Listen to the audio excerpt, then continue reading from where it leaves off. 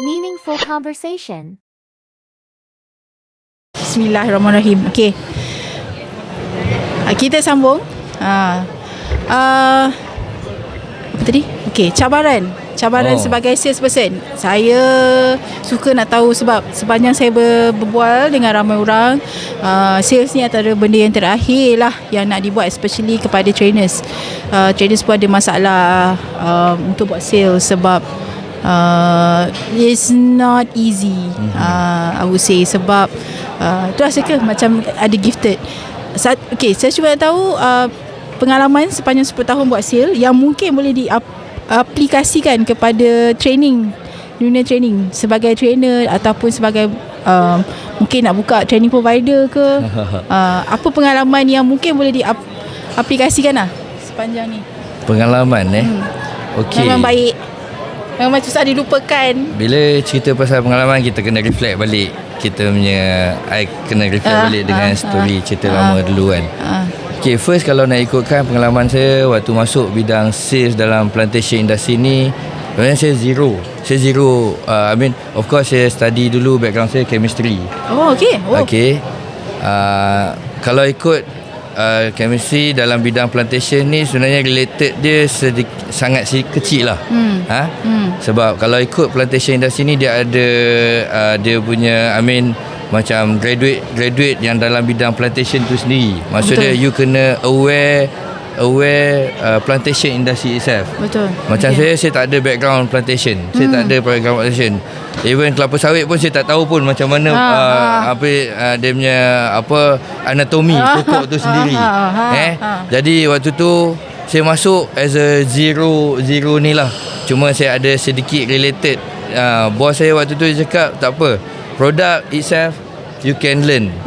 So kat situ saya cakap pada saya is a knowledge. Knowledge tu kena belajar. Okay, saya start belajar pasal produk mula-mula. And so, of course you nak jual, you kena tahu first thing adalah benda yang you nak jual. Okay. Product knowledge. Product knowledge. And second thing, gameplay dia tu, industri tu itself. Maksud dia dalam industri ni adalah industri plantation industry. Betul. Okay, kalau dulu mula-mula based on experience saya, mula-mula saya belajar pasal product knowledge. Of course saya belajar pasal produk, saya bawa produk saya pergi ke dalam industri tu. Tapi bila saya sembang dengan klien, benda tu ada limitation. Limitation dia which mean saya hanya boleh cerita dengan dia pasal benda yang berkaitan dengan produk saya saja. That means you as a salesman, you pergi nak jual barang. Tapi kita as a salesman sebenarnya kita nak pergi lebih lagi. Okay, sebab tu saya belajar pula pasal plantation. Saya belajar pasal kelapa sawit. Saya belajar pasal apa kerja-kerja orang dalam plantation ni Apa kerja dia orang selain pada membaja, apa lagi kerja-kerja orang? Dia orang ada meracun. Dia ada pruning untuk potong pelepah-pelepah pokok. Dia ada harvesting, nak harvest buah-buah sawit. So sebelum kita nak jual kat orang, kita kena tahu dia orang punya tempat tu, position dia orang tu. Jadi itu antara benda-benda yang saya belajar, yang untuk sebagai seorang salesman yang bagus, you tak boleh tahu pasal produk you sendiri. You kena tahu you punya klien punya tempat. Apa masalah dia orang sebenarnya. Kita pergi not to sell but to solve dia punya problem. At the end of the day, yang penting masalah klien solve, bukan kita pergi bukan sekadar untuk menjual barang kita. Kita pergi untuk create network. Untuk maksud dia as a problem provider. Kalau dia pergi, dia cerita masalah dia, sebenarnya aku ada masalah kumbang ni. Kau ada produk? Okey, kita mungkin tak ada produk, tapi mungkin kita ada kawan yang jual produk tu, yang boleh kita kenalkan, introducekan kat dia. Jadi benda tu dah jadi satu, dia ni boleh tolong aku And then apa-apa pun lepas ni nanti dia akan cari kita. And at one time bila dia perlukan produk kita, dia akan call kita. So percayalah, dia dah percaya kita boleh bantu dia. Okay, dekat situ kita dah build trust dekat dia. Kita datang bukan sekadar bawa pamphlet, letak itu cerita-cerita, habis 5 minit 10 minit belah. Lepas tu pamphlet tu pun dia boleh buang. Kalau kita tak boleh break benda tu kan.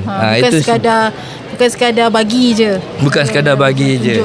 Kita create network, kita create trust, relationship tu yang penting dengan klien. So as a sales relationship dulu. Ya. Lepas tu barang jual kemudian. Ya, barang jual kemudian. Sebab tu bila saya dah belajar benda tu, saya selalu orang kata jual diri saya dululah. Bagi dia kenal saya dulu, bagi dia ingat kan. Pamphlet tu saya kata nanti bila tuan free, tuan bacalah. Saya datang, saya jual diri saya Khairul, saya represent this company. So dia ingat, oh Khairul from this company. Dan benda tu lepas tu lihat benda sale is the process. Betul. Dia bukannya one time pergi terus kau nak grab benda tu, tak. Kan first kau kena jual diri kau. Kan bukan jual dalam bahasa ni, maksud jual nama kau. Biar benda tu melekat nama kat dalam mind klien tu sendiri. Bila at least kau lepas ni kau call, okey, oh Mamat ni dia dah tahu dah. Oh dia dah boleh remember, okey Mamat ni. Betul lah. Betul.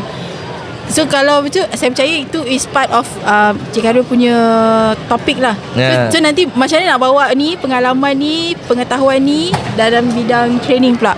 Saya percaya benda ni boleh diguna pakai dekat semua industri lah, bukan saja training, dunia training saja.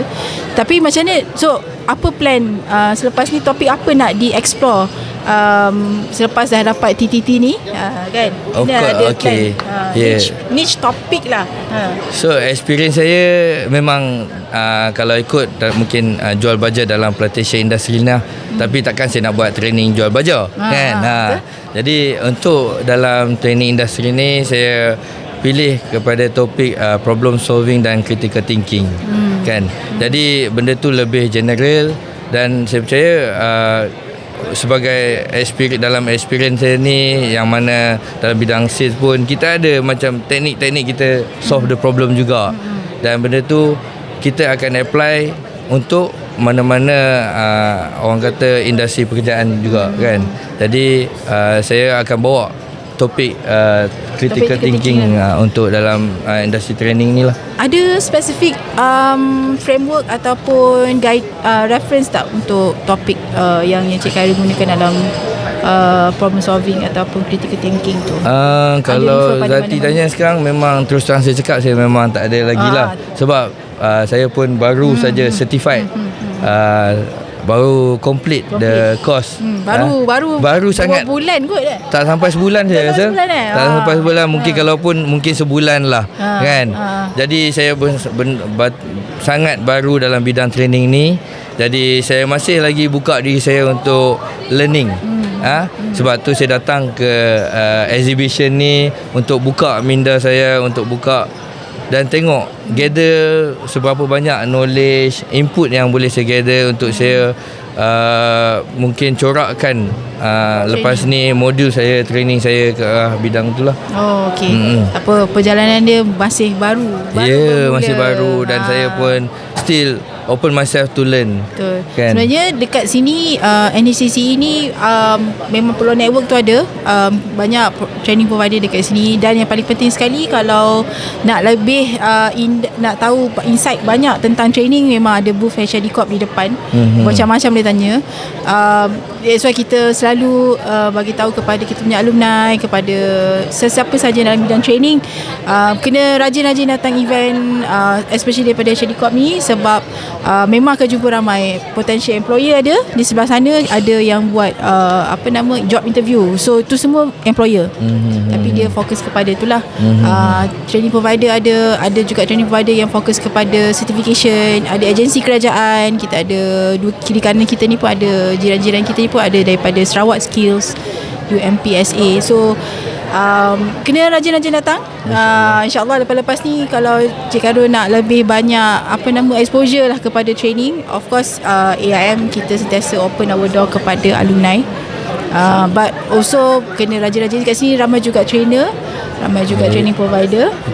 Itulah as orang kata orang baru dalam bidang training, saya mengambil peluang ni, kesempatan ni untuk datang juga booth ni, exhibition yang dianjurkan oleh Syadi ni, untuk kita nak expand network kita nak gain knowledge lagi. Saya rasa this is the right place lah untuk kita datang, untuk sebagai orang baru, untuk belajar kan benda ni, kan. Okay. Alright, last but not least, patah dua kata kepada yang menonton dan juga kepada Cik Khairul, apa-apa yang boleh dikongsikan? macam saya orang baru, sangat baru, okey, nak venture dalam bidang training ni. Jadi as for me, kalau you rasa benda tu you boleh pergi, I mean as a trainer, you rasa you boleh buat benda tu, you ada ability, just go for it lah. Cari the right place untuk bantu you, untuk pergi guide you, dan try to go for it. Okay. Saya ucapkan selamat berjaya, all the best Encik Khairul. Okay. InsyaAllah jalan dalam bidang training ni panjang lagi, tapi banyak lagi boleh di-explore. InsyaAllah. So thank you so much kepada yang menonton. Jumpa lagi di akhir sesi. Terima kasih Encik Khairul. Baik, Jumpa terima lagi. kasih. Assalamualaikum Terima kasih, warahmatullahi AM. wabarakatuh. Baik. Thank you. See you again. Assalamualaikum. Bye. This was an Access Ideas Malaysia production.